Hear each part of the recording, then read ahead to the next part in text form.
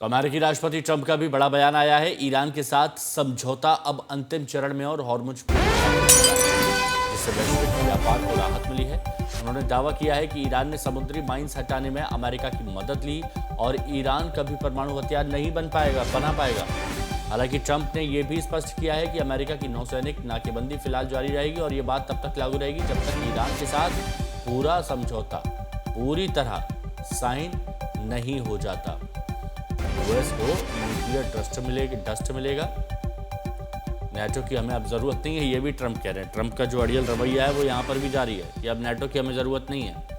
तो इससे पहले युद्ध में हमने देखा था कि अमेरिकी राष्ट्रपति ट्रंप कह रहे थे बाकी देशों से युद्ध में आने के लिए, लेकिन नेटो देश इसमें शामिल नहीं होना चाह रहे थे।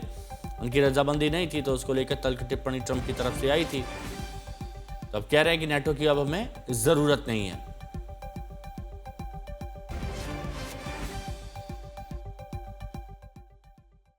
And now that the Hormuz Strait situation is almost over, I received a call from NATO asking if we would like some help. Thank you very much, NATO. And I told them I would have liked your help 2 months ago, but now I really don't want your help anymore. Because they were absolutely useless when we needed them. But actually, we never needed them. They needed us. They need us. They need us so badly.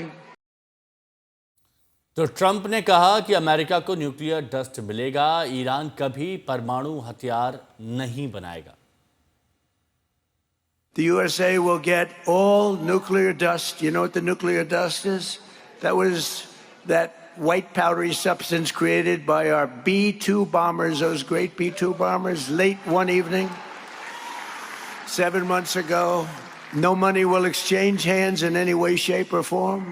Iran, with the help of the USA, has removed or is removing all of the sea mines. And most importantly, it never agreed, and you'll understand, they will never have a nuclear weapon. They will never have a nuclear weapon. Iran ने Trump के nuclear dust वाले दावे को सख्ती से खारिज कर दिया है। ईरान के विदेश मंत्रालय ने कहा कि यह सामग्री ईरानी जमीन जितनी पवित्र है और इसे किसी भी हालत में कहीं नहीं बेचा जाएगा।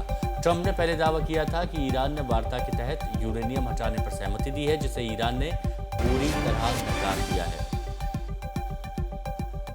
देखिए, एक तरफ अमेरिका दावा कर रहा है, ट्रंप दावे कर रहे हैं, लेकिन ईरान ने ट्रंप के न्यूक्लियर डस्ट वाले दावे को सख्ती से खारिज कर दिया।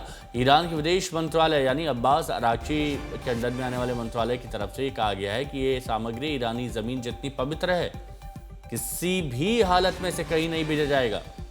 ट्रंप तो दावा कर रहे हैं कि यूरेनियम हटाने पर सहमति दे दी है वार्ता में ईरान ने, लेकिन ईरान ने इसे पूरी तरह से नकार दिया है, खारिज कर दिया है।